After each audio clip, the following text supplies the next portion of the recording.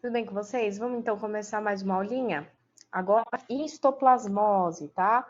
Então, histoplasmose vai ser a primeira doença fúngica que a gente vai conhecer. Tá? Histoplasmose, ela é causada pelo fungo Histoplasma capsulatum, tá?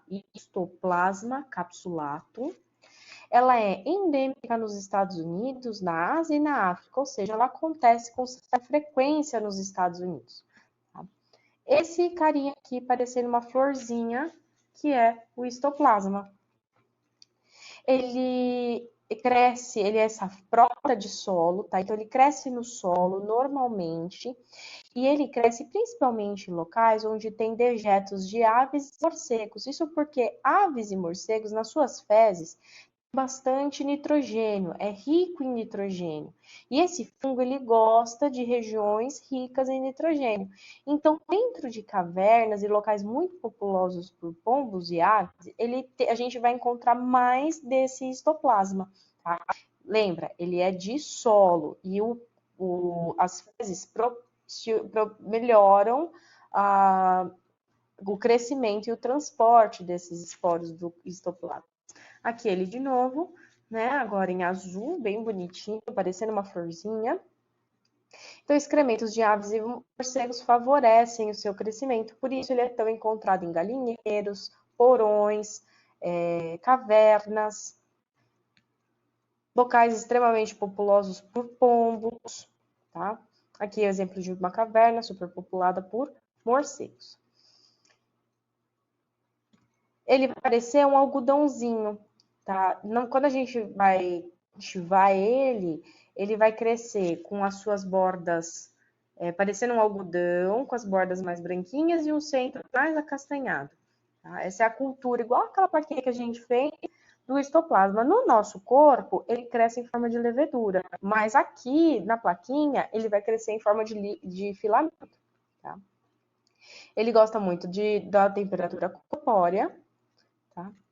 A maioria dos indivíduos não terá nenhum problema com histoplasmose. Os indivíduos podem ter a infecção e nem perceber. Os que terão problemas são aqueles de idades extremas, pessoas com algum déficit de imunidade.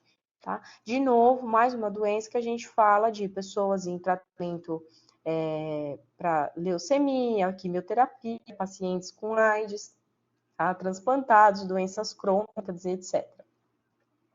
Então, essa é uma doença para pessoas com doenças já crônicas, tá? A grande maioria é assintomático, não terá problemas.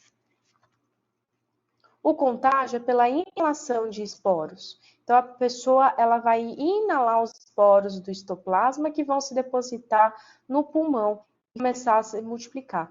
90 a 95% dos casos é assintomático, ou seja, quase todo mundo que vai ter, pode não apresentar sintomas. Às vezes vai ter achado radiográfico num raio-x. Aí existe também a doença aguda, que ela vai durar de 3 a 6 semanas, pode provocar complicações, a pessoa pode ter febre, calafrios, tosse, dor no corpo, parecendo um estado gripal, tá? Os sintomas geralmente desaparecem. Existe a histoplasmose disseminada, essa é bem perigosa, ela também só vai acontecer em pacientes específicos, pacientes que têm imunossupressão já instalada, menos de 10% dos casos que vão evoluir para uma histoplasmose disseminada, e aí, na verdade, esse fungo, ele consegue acessar a corrente sanguínea e cair em qualquer lugar do corpo. Existe a disseminada aguda, subaguda, crônica e oportunística. A aguda é mais comum em crianças, tá? É um início súbito, pode levar a óbito da criança, vai ter febre, irritabilidade, perda de peso, diarreia, vômito. Exames, eles geralmente são inespecíficos, é difícil o diagnóstico, precisa muito de um histórico de ter frequentado um local muito populado por aves ou morcegos, tá? Basicamente, a criança pode ter anemia, leucopenia e trombocitopenia. A disseminada subaguda, ela é do tipo juvenil, vai acontecer em jovens, tá? Também febre, dor no corpo, dor de cabeça, emagrecimento progressivo. Às vezes pode ter alguma doença ulcerativa intestinal, uma insuficiência suprarrenal, tá? A disseminada crônica, tipo agudo de todas, essa seria a mais comum. Já é difícil ter a disseminada, mas essa seria a mais comum, que é aquela que vai predominar em adultos acima de 40 anos. Elas provavelmente adquiriram o fungo há muitos anos atrás, só que a evolução da doença é muito lenta. E aí ela pode ficar aparecendo e desaparecendo, aparecendo e desaparecendo. Ela tem episódios esporádicos da doença, às vezes durante décadas. Tá? E a oportunística é aquela que vai ser associada com a doença imunossupressora, tá? Como lúpus, AIDS, usuários de corticoide, quimioterapia e etc. Essa é uma histoplasmose disseminada, tá? Com lesões cutâneas, a pessoa aqui já entubada, né? Com problemas respiratórios. Era uma doença que ela é mais recente, eles não conheciam tão bem, ela ficou mais famosa aí agora nos últimos tempos, a partir de 1960. Nos Estados Unidos tem bastante, porque eles têm o costume de frequentar cavernas, principalmente para turismo, né? Por turismo que vai frequentar cavernas. Hoje ela já existe em vários outros locais do mundo.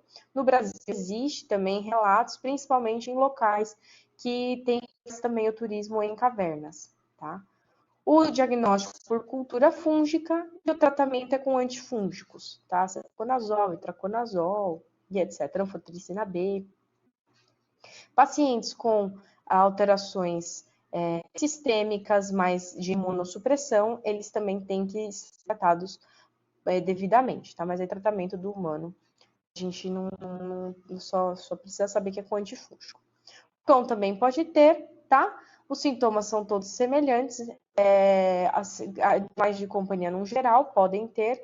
Muito difícil a gente pegar isso na clínica, porque os nossos animais eles não têm tanto contato com morcegos aqui, sim, pelo menos não aqui nos grandes centros de São Paulo.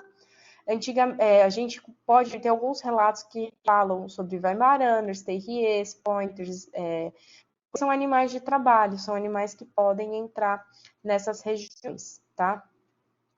E eu já peguei uma suspeita de um beagle e ele tinha um histórico de ter muito pombo na casa dele. Os pombos ficavam, inclusive, comendo a comida dele. E o proprietário tinha dificuldade em eliminar. Mas foi só uma suspeita também. No fim, não era histoplasmose.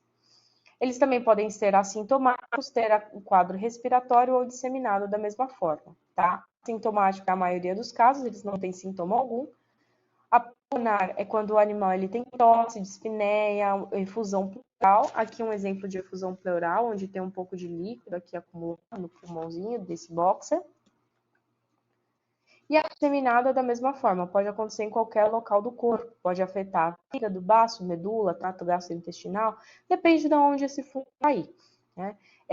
Exames de sangue também não são muito específicos, vai ter uma anemia, uma esplenomegalia, hepatomegalia, icterícia, ascite, coisas, vai depender de onde esse fungo está localizado. O diagnóstico também é por cultura fúngica, e essa foi a nossa aula de histoplasmose, tá bom, gente? Eu vou gravar uma outra você para deixar, para vocês não se confundirem, tá? Mas a gente ainda tem mais 2 doenças fúngicas para a gente estudar hoje, beleza? Fiquem com Deus. Cadê a nossa aqui? Tchau, gente.